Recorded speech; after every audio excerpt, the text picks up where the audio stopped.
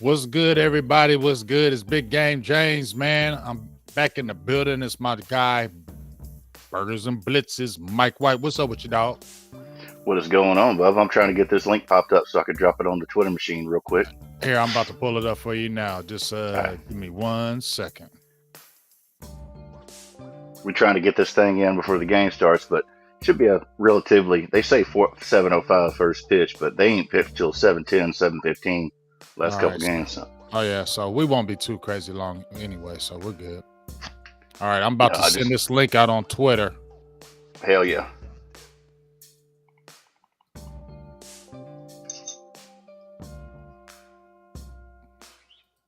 So you can go to my page, Mike, and you can. I'm already 13 steps ahead of you, Bub. I got pre-snap motion on this bitch. There we go.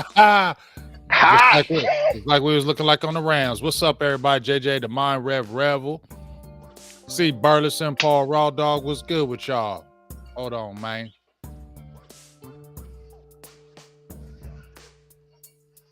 I'm here, Bubba. I'm just cutting the lights on. Okay. It was getting. I know you. Sun's going down. It was getting a little. I'm just making. It was getting a little too. We ain't trying to Twitter after dark on them right now. You know what I mean? Yeah. So keep on coming in the building. We didn't have any kind of because we was coming in a little hot today. But let's talk about it first. Did we talk about that damn Rams game? No, we haven't. We haven't. We didn't even talk about other people, but with me. Yeah, we didn't even really. We didn't even really talk about it on the last one because we knew we was going to handle up. And look what I mean. We didn't know we was going to handle up like that, but we knew we was going to handle up. They can't run with us. They can't run with us. We knew it was going to be, but you know, me and you both talked about this, and we both said that once Matthew Stafford started throwing them INTs, it was going to be a wrap. And once he threw that INT early and Bland ran it back for the touchdown and made it 17-3. I felt like the game was over, in my opinion. From that point on, they weren't going to come back. But let's just talk to me about the game, how you felt. Because, you know, I talked to, Connor Live say, he been very frustrated, kind of like you, but he been going harder than you on Mike McCarthy as far as this offense. And even he said all the things he had complained about he saw in this Rams game. So he at least felt better for that week. Tell me what your thoughts is, because a lot of us felt, okay, we finally saw the offense where it wasn't handcuffed. Dak was coming to the line of scrimmage, making the calls, doing audibles. It looked like he had full control. He was just running it like he wanted, and it looked like a well-oiled machine. And obviously you see the points that we dropped again, another 40-point game. It's like once you let Dak kind of cook, we averaging like 30, 40 points a game. But kind of talk to me about the game, and just not really the game, but Mike McCarthy, the play calling, and how we got CeeDee Lamb, how everything that we talked about came to fruition in this game. Dude, it's almost bittersweet because I told you, like it's what we've been. It's not some magic. You pass on first down. And then I'm not asking you, you just want to pass the ball all the time. No, I just want you to flip the run pass splits. Take where you're running on first and second down and turn those into passing plays and look what happens. Stop putting your quarterback behind the sticks because it's a recipe for disaster. And Dak didn't need to be, even though he didn't need to be perfect on third down that game because they gave him breathing room. It's what we've been asking for. And I fully expect it to get shoved back in the box because they're going on the road to Philadelphia. And I fully expect it to be man-on-man football. Watch. I mean, I'd be surprised. I hope it don't. But, we've seen this time and time again. And that's what's frustrating about it is we know they know right from wrong. But they want it their way. They don't want it, throwing the ball around, risking the ball. There's this adverse, reaction that pulled the strings way too far back on Dak's interceptions, who is for top 10 passer all time interception ratio. He's in it of all time in the NFL. So what do we talk? It's not every quarterback has these years via luck, via pit, like Dak's situation where they get popped around or maybe they just have a dog shit year. And because they've done that, Stafford's went out there and thrown 40 picks. It's there was just this massive pullback, and I think they went back in the bye week. I'm assuming they went back in the bye week and they looked at some of that film and they're looking at these points they leave on the board, and they're looking at a frustrated wide receiver, and it's frustrated wide receiver that's getting more and more vocal about his frustrations. And then lo and behold, you get him the ball, which is the reason you took him in the first round in the first damn place, and look what happened. The man is only second on through before Monday's game, and nobody on Monday beat that. He's only second to George Kittle on YAKO over expectation on the year, and it's only by it's 0.4 yards that he's behind George Kittle in that Shanahan offense. And that's we're talking about Yak God Kittle here. That's what he does. That's all he does is get yak. That's what that dude does for a living. That's why he got paid. And then CeeDee Lamb's right behind him at what, $1.92 soaking wet with a damn hot dog in his pocket. I mean, that dude's small, but he's freaking wiry, and he's strong as freaking off, dude. Yeah, he's strong. He reminds me of, we've talked about this before. Kind of reminds me of like a boxer. It's like, you don't look like there's much there, but then let that motherfucker get a hold of you and see what happens. You gonna? And he plays strong. I mean, he can take a hit. He plays strong. 14 targets in that game, 12 receptions, 158 yards, 2 touchdowns. 85% catch rate on the year. I know it's in the 80s. In the 80s. Yeah, and the thing about it is just like you said, we talked about it, and even going forward in this Philly game, to me, going forward in this whole year, Mike, in my opinion, we need to set up the pass and then run. Throw it till they stop it. Yeah, we need to throw the ball this whole damn year. We need to start off throwing and then set up the run, because, see, Tony Pollard had 12 carries for over 50 yards, right? He averaged like 4.5 yards a carry, right? Mm-hmm. But that didn't really start being effective until you really started softening up that defense with the pass game. Because they were sitting on you. They were sitting. Because they know what Dallas is about. We came out here. They talked about it all summer, dude. They talked about, we're going to go out there, we're going to run the ball, we're going to lead on our defense, we're going to run the ball. So what's a defensive coordinator going to do when he shows up? When he shows up, you hear that all summer. You see it on film, and then you show up that week, and they're out there in 13 set, and you're like, all right, well, let's fucking, if they want to, hey, you want to run the ball all day for 3 yards a carry? I'm here for it, Bubba. I'm here for it. Like that's what a defensive coordinator's thinking. But instead, they went and took their 6 on the passing game. Dak used his legs a little bit, picked up that 3-4 every down the end, picked up them yards. That's what you want. It doesn't have to be, when we say passing, I don't want to pass. Because it's risky. I don't want a 10-15 yard pass every damn play, because our guys don't get that open. We don't got that Miami speed where Tyreek Hill can just run out there and do a backflip and have 5 yards of separation. That's not what we got. So you got to work within the confines of what you got. So your passing game can work like your run game at 5 to 6 a carry. That's the whole West Coast. Like, that's literally the West Coast philosophy in a nutshell, is the intermediate underpassing game, and that's what we saw happen this last game. Now, will it go back into a box? I sure as hell hope not, because that would mean that they're intentionally. I mean, I'll go ham if they show up in Philadelphia and they run the ball on 80% of first downs. Unless it's working. If you're getting 6 yards of carry, run the ball all day long, dude. Yeah, but here's the thing. If it's working, cool, but don't start out with that, because if you start out with that, I'm gonna let y'all gonna let me know you're on the BS, you're on the scary stuff, you ain't trying to win, and you're gonna get blown out. And the fat defensive tackles are gonna tear you the fuck up. Yeah, you're gonna get blown out. That's the point. You're gonna get blown out if you come in that game like you did with San Francisco in the other game, starting out with Tony Pollard and run them straight up the middle on first and second down. You're gonna get blown out. They're gonna go crazy. It's gonna be blood in the water, and it's gonna be over. Yep. AJ Brown will bitch everybody we have in the secondary. That's just facts. Jalen Hurts can throw up whatever the hell he wants, dude. Jalen Hurts been trying to lose. Jalen Hurts been trying to lose games all year. AJ Brown won't let him. He's straight out there mugging defenders and just snatching the ball. You're not. There's nobody we have in the secondary that can hang with that dude if they really want to go one-on-one. You can't. He's too good. He is entirely too good. Yeah, but I mean, Gilly's probably going to be the one that's on him. I hope they don't move around. I hope they don't put him in that slot right there, and you got Jordan Lewis messing with him. I hope they don't do that. I hope they'll have Gilmore Trail, because if they put him in the slot or move him in that slot and Jordan Lewis has got him, it's going to be a long day. It's going to be a long day. And there hasn't been a lot of receivers that have been really getting off on Dallas. You know, we saw Cooper Kupp, Nakua. They didn't do anything in this game.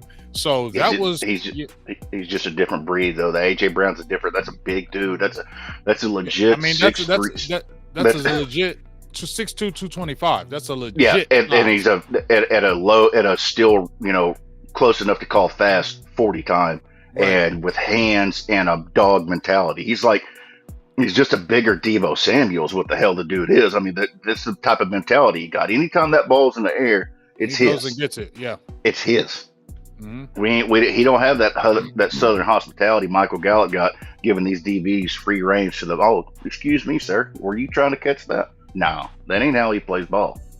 And that's why he was my number one wide receiver in that draft. And one of the worst days of my life is when Philadelphia traded for him, because holy fuck, I knew that was going to kick our ass in the next 10 years.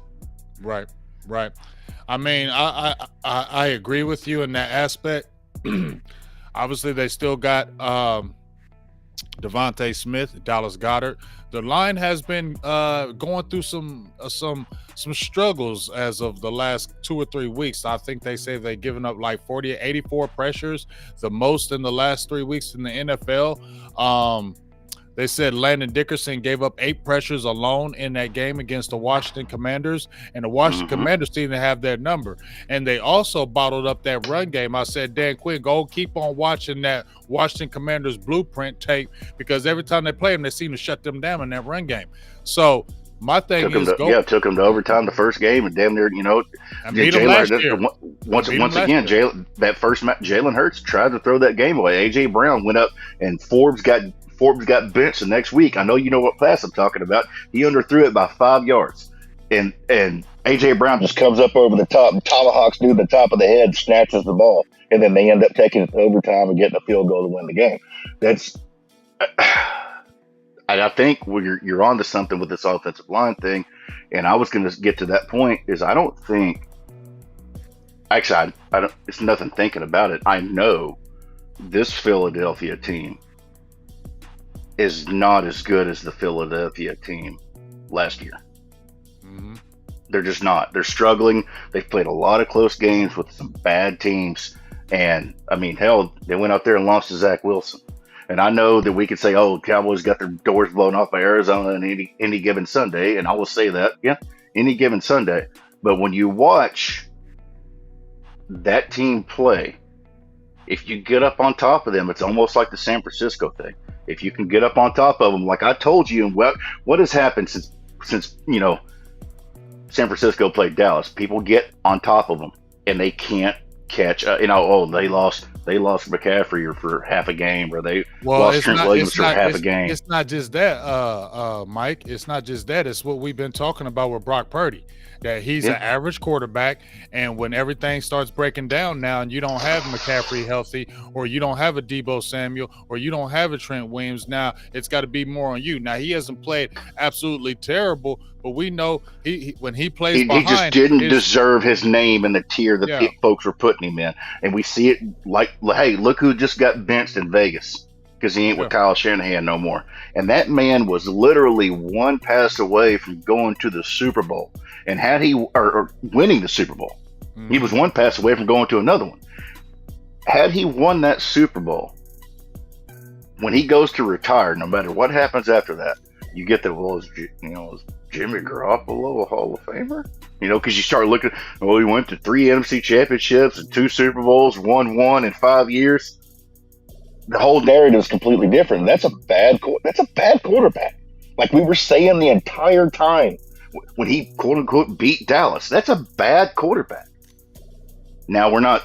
That's what makes it worse. That's what makes it worse that we've been losing these games to these dudes. That's what pisses me off. Because they're a better team. We've been a better team. We've been a better team, and that's the. And then after we lose to them, they go on this 3-game lose streak, and that's what pisses me off even more. Because we beat the hell out of them. You feel me? Like y'all, they demolished us, and then they go to these other teams and play regular. It's like the jar thing. It's like, I loosened it for you.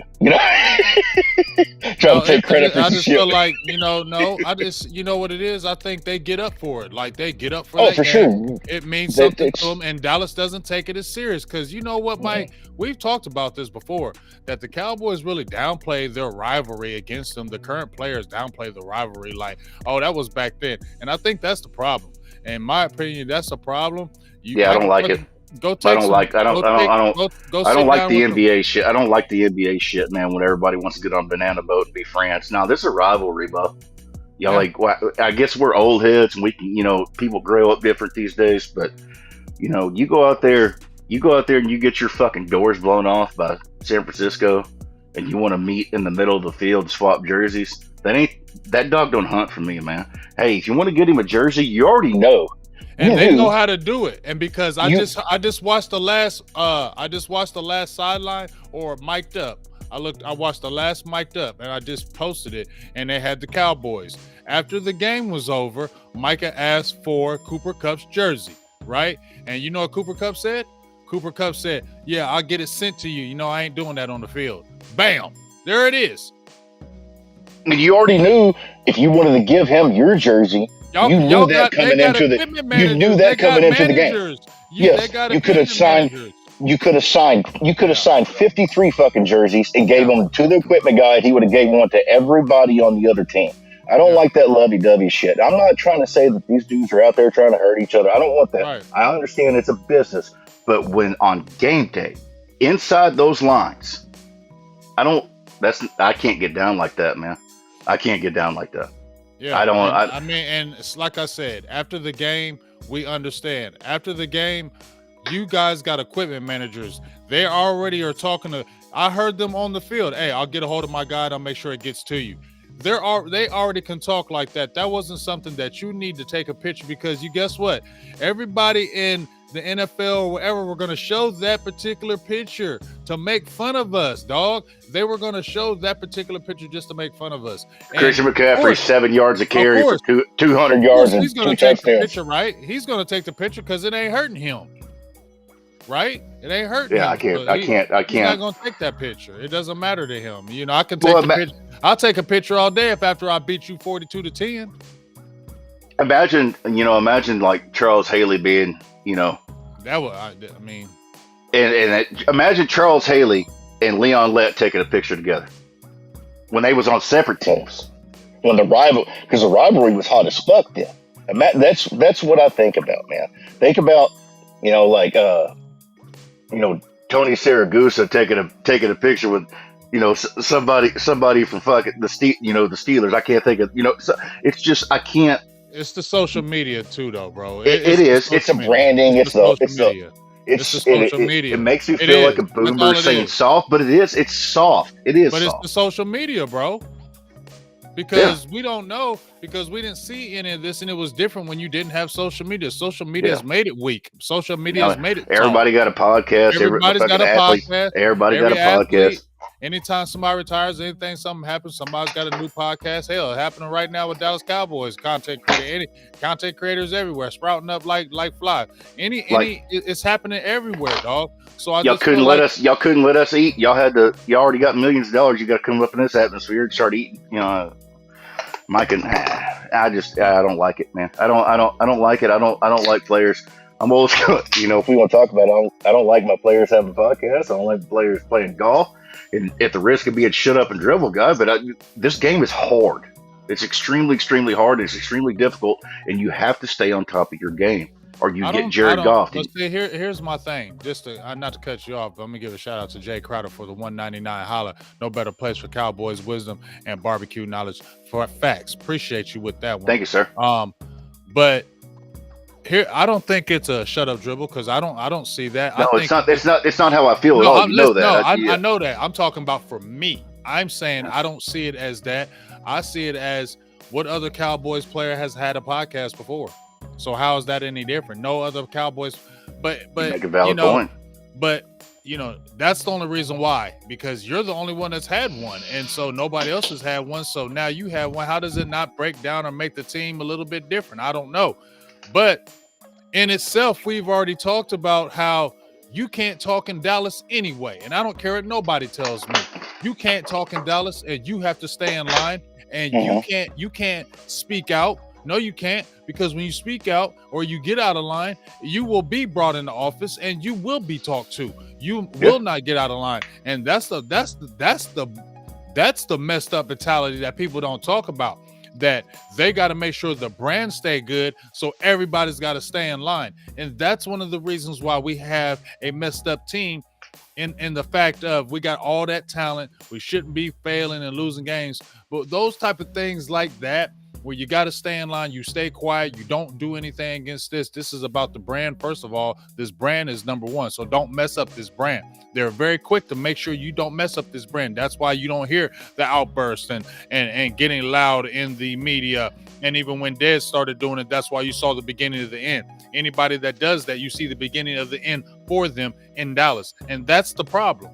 That is a problem for me personally. I have a big problem with that, and I feel like that's one of the reasons why this team always fails in certain aspects, because of that mentality that the front office has is in that aspect. And that's just my opinion on that. Yeah, I mean, you're not wrong. And what I worry about it specifically, and I've caught heat for saying this online. I worry about it with Micah specifically because the name he is, the amount of spotlight that's on him. And then you put him on the Cowboys with the spotlight that comes on that, and how chronically online he is. He's going to say something that he can't walk back at some point, and they're going to be on his ass like white on rice on a paper plate in the snowstorm. It's just he's still so young that you don't. And you know what? Here, I got something for you too, though, Mike. Just you saying that, right? I have a prominent Cowboys player who I'm very close with and cool with. And he just said it. I'll read something that me and him talked about. He said, and this is a prominent Cowboys guy. He DM'd me and we talked about this. He said, I just hope Micah don't lose his way. Going to get a bigger target on his back by the players. Just saying. That's a Cowboys player telling me that. That's a Cowboy. I probably know you're. I've heard it from. That's a couple former Cowboys players, but that's one that prominent told me that. So it's not a just shut up and dribble from people out on the outside. You got Cowboys players saying the same thing. I've heard it from 3 current players that are on the game day roster. So if they're noticing it, if they're saying it, wouldn't that qualify as a distraction? Yeah. If they're going out of their way, and I get a text at 11:30 on a Wednesday about Micah, I just anyway. I don't want to. You want to talk about the weaknesses, and let's move on to Philly. So the offensive line is the weak point for both of these teams. Mm-hmm. The difference is one of these quarterbacks is really good versus pressure. The other one is not. We have the one that is. Dak is leading the league in the whole league under pressure. That's been man. It's like people are always surprised by Dak's numbers. For his career, the dude has been good versus pressure. Besides when he got the damn yips, which is it got beat into him because of Jason Garrett. But even then, he still clocked a top 15 EPA on third down when everybody thought he was ruining the worst quarterback anybody's ever seen, and he had no offensive line and nobody to throw to, and this, that, and the other. I think that's where both secondaries are sus. Both offensive line are sus. Philly has a much better run game because of the scheme, and they have a mobile quarterback. They don't care if he gets hurt, but even though he is kind of hurt, and I'm kind of thinking that we can figure out a way to get on him. We got to get on him early. It's always the same narrative with every good team, because I'm not going to sit here and pretend they're not a good team. Their record is the reason it is, and they've made the NFC, the championship games. There's a reason they are what they are. Mm-hmm. They got a good team. Yes, they do. But I think that quarterback match up with them. But we match up well with them. And that quarterback has a history for his career of not throwing his team back into the game. That's factual information. It's not to the Brock Purdy level. It's not to the Jimmy Garoppolo level. Like, Jalen Hurts is a good quarterback and he's getting better, but he's still young. This shit takes time, man. It takes 7-8 years. Like, people are saying they're over Dak, and he's just now in his 8th year. It takes a long time. Even these early crown quarterbacks. Look at the struggles at Herbie and Lawrence and anybody that they've said, oh, just go tank for Tua. Look at the struggles he's had, the concussions. The NFL quarterback is arguably the hardest job in the freaking world. Yeah. And you can have these ups and downs and these peaks and valleys, and sometimes you just don't have it that day. There's levels to this shit, and we have the better quarterback. We do. We don't have the better scheme unless that scheme that we saw from the Rams game shows up. If that scheme from the Rams game shows up this weekend, we win by 10, which would be a blowout on these type of games. Because once again, Philly. And that's in Philly. They're a good team. I'm not going to pretend they're not. We're at their house, and it's a divisional game. Mm-hmm. These divisional games are always crazy. Like, we're talking about Washington, and it's an NFC game. Yeah, it's. And by the way, the AFC, I talked about it. We don't want to talk about it, but paper tigers, huh? A bunch of paper tigers over there in the AFC. I mean, let's keep it real. There ain't really nothing over in the NFC besides Philly. No, the AFC's talked up. I'm guilty of it as well. But the AFC's talked up as this juggernaut that's just drop 70 on anybody in any given moment. Burrow's this and Allen's that and Herbert's this and Mahomes and Lamar Jackson. Lamar Jackson, he's balling though. Lamar Jackson been the best quarterback in the NFL this year, in my opinion. He's balling right now. And you know how we both felt about Lamar Jackson, yeah. But he's been balling. He is. You know how I roll. Yep. I've always been hard on that dude. The way he's progressed from inside the pocket and not bailing on these clean reads and not stopping his feet. He's staying in that pocket, actually trying to make keeping plays. His eyes up, and that's all we talked about. Once he did that, his game was going to go to a different level. And now he's unstoppable because he understands that this running shit. I guess pick and generally choose what it takes. Pick and choose when to do it. You got a couple of injuries. You missed some time. You had an unstable. I bet that knee really fucked with him. It's like, damn, dude, I almost lost it. Almost lost it because that knee was bad. Man, we talked about it was Super Bowl week, and he was like, "Then my knee's still not stable," and that injury was early in the year. So, shout out to him. Shout out to him for fixing his game, and that is, if I wouldn't want to play them. If I would rather play the Chiefs, dude, especially for Dallas. Oh yeah, you saw what he did. You saw what he did to us when we played him. You saw what he did to us when we played him a few years ago. You feel me?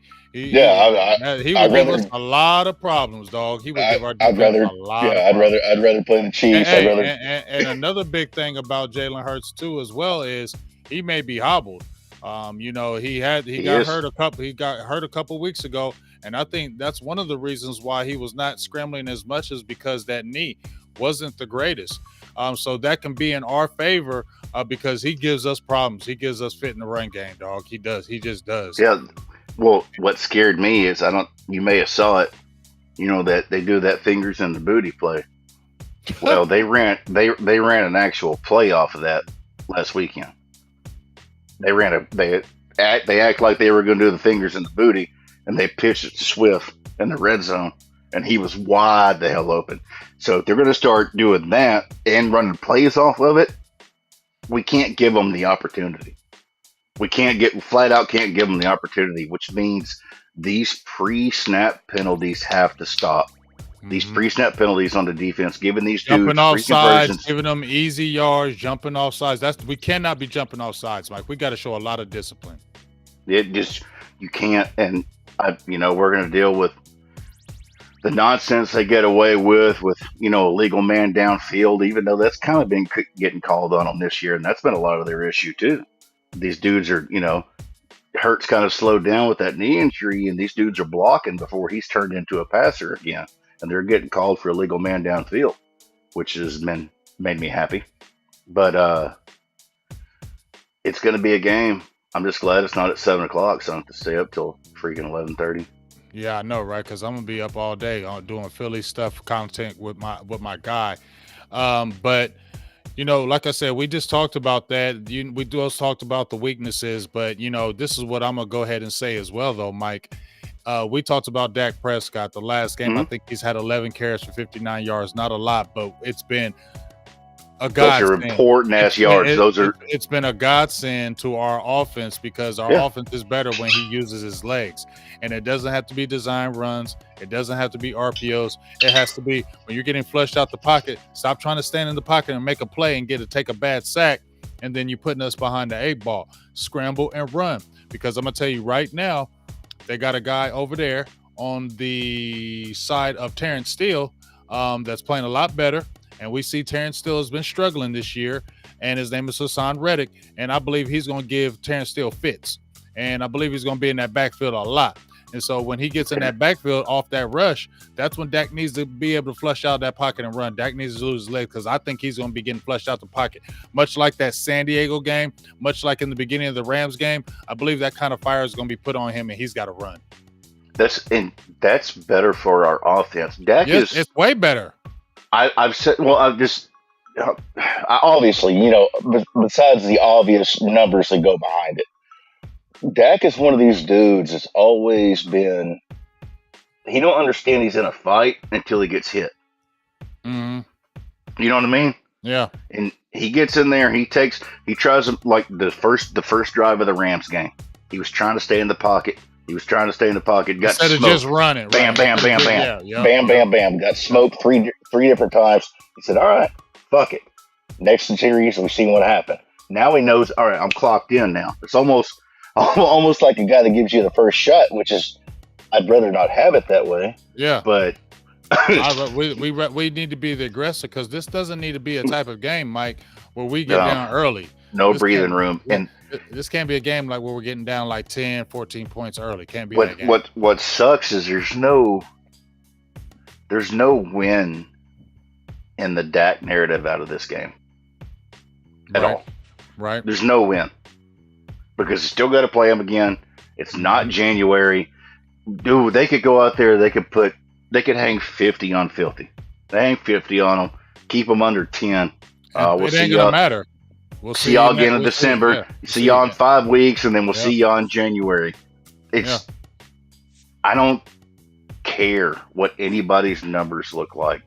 Come out of this game clean, get a win, move on, because there's no net positive. Like for me, there will be. Like if Dak goes out there and deals against the secondary, like I'll have some tweets to get off and shit, or against that defensive line. It has once again 50 yards rushing and something like that. I will have all kinds of tweets to get off, but in the scheme of things, even for me, it doesn't matter. It's week 9. Right. It's a divisional game. And let's keep it real. Even if Dallas were to lose this game, it's not the end of the world by any means. And I've avoided saying that because it sounds like a cop-out, but I like that you said that because I know what you're saying. It's not, you lose a game teams lose every weekend. It's a thing. It's a thing they do. We went out there and lost to Arizona. Kansas City lost to the Chiefs. Kansas City lost to Denver. Denver. And then they lost to the Eagles, lost to the Jets. It's just. It happens. It happens. If you lose to a team who supposedly. It's how you lose them, in my opinion, though, Mike. For sure. Feel me? Absolutely. Because when I look at the Cardinals and the Niners, it's how we lost. It's not that we lost. It's how we lost. And that's what made me say, oh, I'm taking pause and I don't trust you motherfuckers no more. I try to put a little bit of trust in you, but y'all go back to doing the same things you just talked about, right? We're just talking about Mike McCarthy. Do we trust he's going to do the same thing he did against the Rams? I don't have that trust. I don't have that trust that you're going to do that, because we've seen too many times you go up and down with these ebbs and flows. 1 minute you're going against the Patriots and you're coaching like aggressive Joe. And then you come against the Niners or somebody else and you nut up and get all scary. I don't know if you're going to be scary Mike or you're going to be aggressive Mike. I don't know which Mike is going to be there. Be honest. I don't know which. No, that's what we opened the show with, because I was so proud. You know, this is the first week this year I haven't complained about the offense. And I complained during wins. People are like, oh, they won the game. What are you talking about? I'm like, I'm watching these trends. These trends of putting your quarterback behind the sticks. And then we saw it happen in San Francisco. They put him behind the sticks. They lost the game because he wasn't good on third down that game, and you lost the game. But when you give your quarterback one fucking down to play with, what do you expect? That's a really good team. You go out there versus the Eagles with the same game plan you had with San Francisco, you will lose that game by 30 points because they will run all over your ass. They'll get up by 10. And then that outside zone and that RP will come, and DeAndre Swift to get 210 yards and 2 touchdowns. Right. Yeah. I mean, like I said, man, it's real easy to me. It's complicated, but it's easy.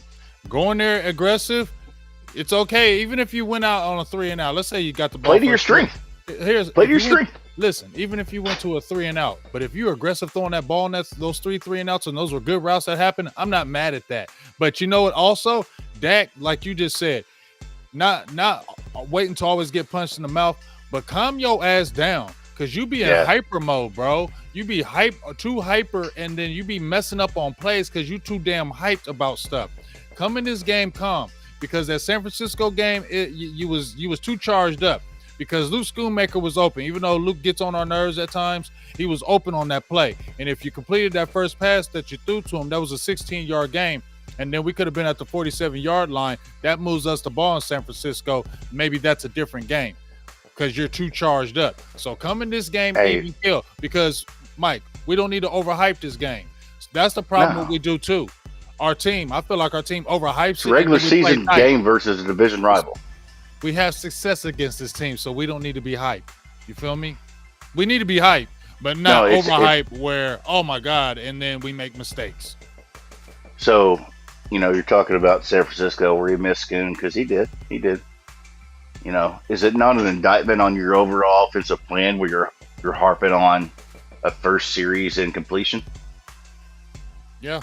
As for the way the game went. Because that's how close when they I talked circling the wagons, when they circle the wagons on this offensive plan and play prevent offense, you can't afford a mistake. You can't afford a drop. You damn sure can't afford a pick. It's just when you play that close, you have one of the best quarterbacks in the NFL. I don't give a shit what you think about, like anybody thinks about Dak. He's top 10. Like, even if you hate him, the dude's a top 10 quarterback. Nobody else in the league treats their top 10 quarterback with this same rushing to passing percentage and this same coward offense that Dak Prescott gets straddled with year in and year out. It's frustrating. His passing attempts are down there with guys like Kenny Pickett. Yeah, I agree. I agree. And it seems like it's easy for the defense to guard because just like we talked about, and even when Connor was on here, you don't have the pre-snap motion. You just come to the line like we've been talking about. We're going to beat you of what we have, and it makes the defense is like, well, damn, you making it this easy for us? You're not doing any kind of checks. You're not doing any kind of motion. We're seeing what you're doing. So that's what it's making us easy for you to guard you because you're making it easy. You're making this offense basically readable. So that's what Mike's had to do and continue to do. Be aggressive, especially with this pass. They did it with Ferg. By the way, my dude, Jen Rummy, I deserve props on that. I told y'all Dallas was fine at tight end. My dude, Jen Rummy, has been locked in. He had that first bad game. I've been on Ferguson from day one. I'm not saying you're not. I'm staking my damn stake in the ground. That dude has been a lot. He had that bad first game. Everything since then has been money. Absolutely money. And they used him in the pre-snap motion because they knew the Rams defense cues on the tight end. So they tracked him back across, and they did a lot of snapping the ball that, I thought it was witchcraft. I thought it was illegal in Dallas, but they snapped the ball when the tight end was still moving in motion. I didn't know that was allowed. I didn't know. Right. Like I said, we did things that you've been supposed to do. Also, you got Brandon Cooks involved again. He got a touchdown, and then you saw Michael Gallup. Cooks asked for that one, by the way, too. I know you know about that. Yeah, he definitely asked. And then we saw Jalen Tolbert continue to cut into Michael Gallup's snaps. So we talked about how Jalen Tolbert is a key to this offense. I said it at the beginning of the season. I like you said, you put your stake in the ground on the final word before the season started. I said we were on the same podcast. We said bye Jalen Tolbert. Stop. I said Jalen Tolbert will take Michael Gallup snaps this year to where they make it to where Michael Gallup may be a guy that might be not on the roster soon.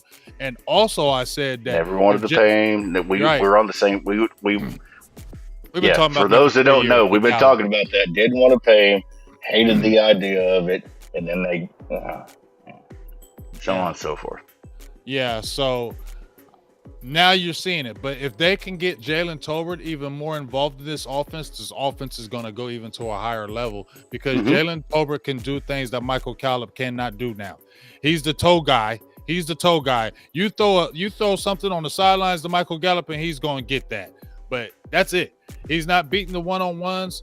He's not getting you deep now.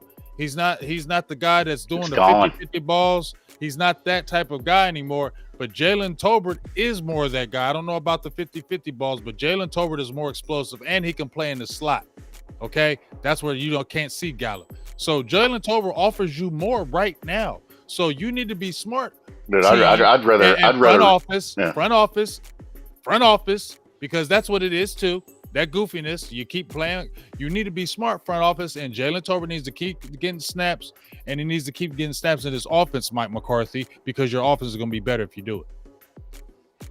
Yeah, I don't disagree. I don't, because that's something I actually hadn't thought about. That's a very, very great point from you that Jalen Tolbert can play out of the slot.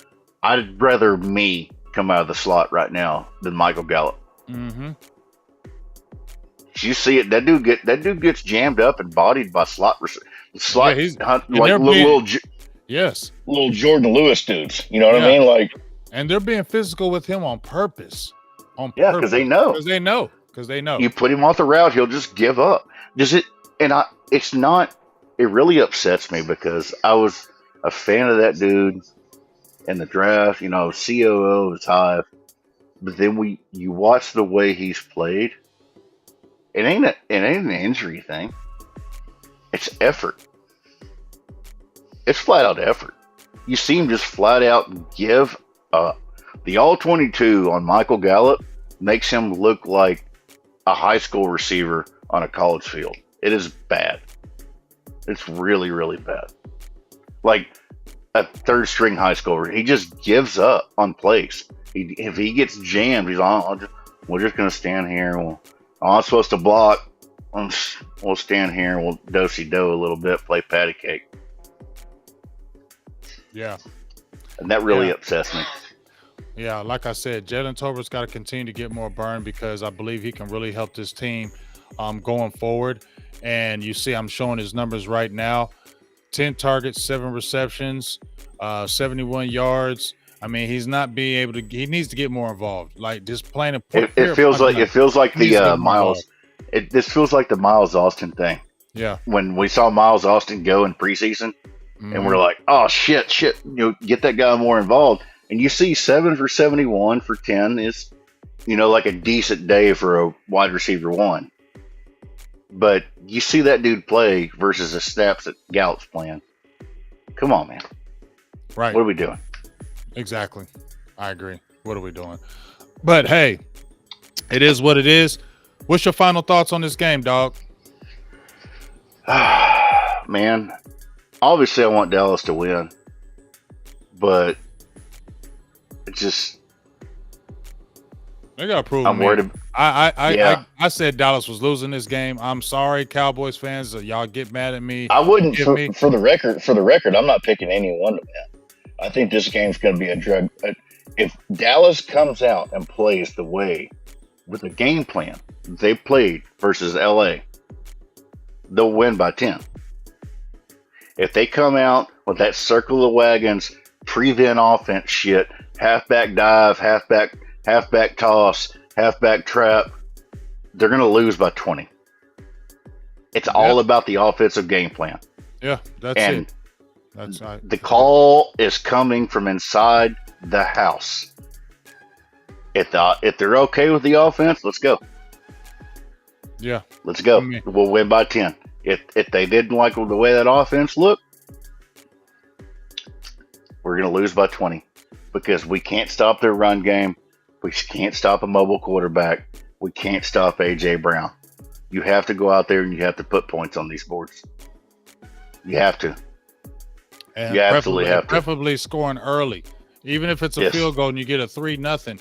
If you, as long as you get that, if you get that, because you see the rookie, if you can get at least even if you just get a field goal, it's going to continue to. Not that we're not confident, but it's going to continue to give that extra oomph as far as what we're talking about with the team. But I'm going to be in total agreement with you because I've been saying that all week, just like you just said it. I said damn near line for line what you said. If Dallas goes in there conservative, if they go in there halfback dive, halfback left, and we're going to know. We know our team by now. Yeah. We're going to know within the first 2 series if they mean business. We're going to know within the first 2 series, offensive series, if they mean business, right? We know. So that's what it is. If y'all come in there playing scary, excuse my language in this last segment, if y'all come in there playing like some hoes, you going to get your ass beat. Period, point blank. Y'all gonna get your ass beat by Philly. They're gonna run. They have this date circled. They have both these dates circled. They're gonna run through y'all, dog. They're gonna run through y'all. But if you go in there just like you said, Mike, I'm gonna say not just the Rams, the Jets. If you go in there like you did the Jets and the Rams, we're gonna beat them. And here's the thing: we've already beat which is them. A blowout. Yeah, we've already beat them at home and away. We've already. This ain't something new, and this is a perfect matchup for Dallas, just like it is in San Francisco. That's a perfect matchup for us. We can beat y'all, but it got to be good coaching, and it's got to be non-mental mistakes. No penalties as far as jumping offside, giving them easy plays. Keep them penalties down the low, because then we have like over 10 penalties in that San Francisco game. There it is. The discipline. We got to be aggressive, and we just can't play to lose. Because if you play to lose, it's not just the penalties; it's the late down penalties on this defense. Given on 3rd down, you're given a free conversion for an offsides. Inexcusable. And there was 4. We had 4 offsides that game, I believe. That's inexcusable, especially from your leaders. So, I mean, there it is, y'all. Burgers and blitzes, man. I mean, that's as easy as you can say it, dog. That's as easy as you can say again. Watch those Rangers. I mean, I'm not a baseball guy, but I love it. During the playoffs are always good. They can win the motherfucking World Series tonight, dude. That's big time. Have the Rangers ever won the World Series? No. Nice. No. Okay. That's what I thought. I thought they never did. So this will be huge, right? It's almost like when the Dallas Stars in hockey, because they hadn't won a hockey championship in for like ever, right? And that's not even remotely the same. Rangers been around for over 50 years. They ain't won it. Right. Stars were expansion team in the early 90s, late 90s, something like that. Yeah. So yes, get to Hurts. He can't handle the pressure. Get on top of them quick. If they come out with this run first offense, it's going to be a long day, which I know it's going to be a long day because it's a fucking division game. And the only time these division games haven't been a long day is when one of the starting quarterbacks is out. Yeah, totally agree. Well, hey, Check out my guy. You see it at the bottom. We got the little Halloween tree. You saw it open up with the little Halloween tree. Halloween's over. Shout out to my boo thing. It was her birthday yesterday. Happy Halloween and happy birthday to her. Can't wait to kick it this weekend with you, boo. I love you for life. Definitely appreciate you, Big Mike, for jumping on here. Another Burgers and Blitzes in the thing. Hit that like button, smash, go share this, retweet it, whatever you like to do. You see Mike there at the bottom. Go give him a follow on Twitter, and let's do the damn thing. And let's see what these Cowboys going to do this Sunday. Are they going to mean business, or are they going to be on bullshit? We're going to find out. All right, yes, sir. All right, big dog. Thank y'all. I'll be talking to you. Go Rangers. Soon. Peace. All right, man. I'm out of here, man. Appreciate y'all. Thank you for coming in the building. I got a great high school interview that's dropping tomorrow. I got my guy, Scott Nico. He's out there in New Jersey doing his thing. You're really going to love his story. You're going to love what he brings to the table. Young, hungry kid, man. 18 years old, hungry. Got a lot of great things going for him. Please go support that interview. We'll be dropping it tomorrow. Hit that and smash that like button. Also, if you'd like to become a subscriber of Big Game James, please do. I like to get to the 15K. I ain't tripping on it if I don't get it, but I like to get that 15K. So if you'd like to support and be a subscriber to the channel, definitely would appreciate that. I'm always call myself the Cowboys truth teller. I'm the Cowboys truth teller. There's a lot of people that do a lot of content things with the Cowboys, but I'm going to say I'm the truth teller more than anything else. If you can ask anything about me, that's what it'll be. So I appreciate y'all. What y'all have done for the channel this year. And let's see if we can get these Eagles this come Sunday. Make sure you tune in on Sunday, because as I told y'all before, I ain't doing no more watch parties because I'm just over that. This is just too much now. Too many people. It's just too much now. But this Sunday, we will do a watch party with Joe Castro. Me and Joe Castro will be doing live play-by-play color commentating, just like we did last year on both games. We'll be doing it again this year. So Best of Enemies on Saturday and Best of Enemies on Sunday, live, play-by-play. Cowboys, Eagles, Joe Castro, Big Game James. It's going to be nice. It's going to be heated. It's going to be everything that you want. But we'll see. Do we get that victory? I'll talk to y'all soon. Big Game James, I'm out, dog.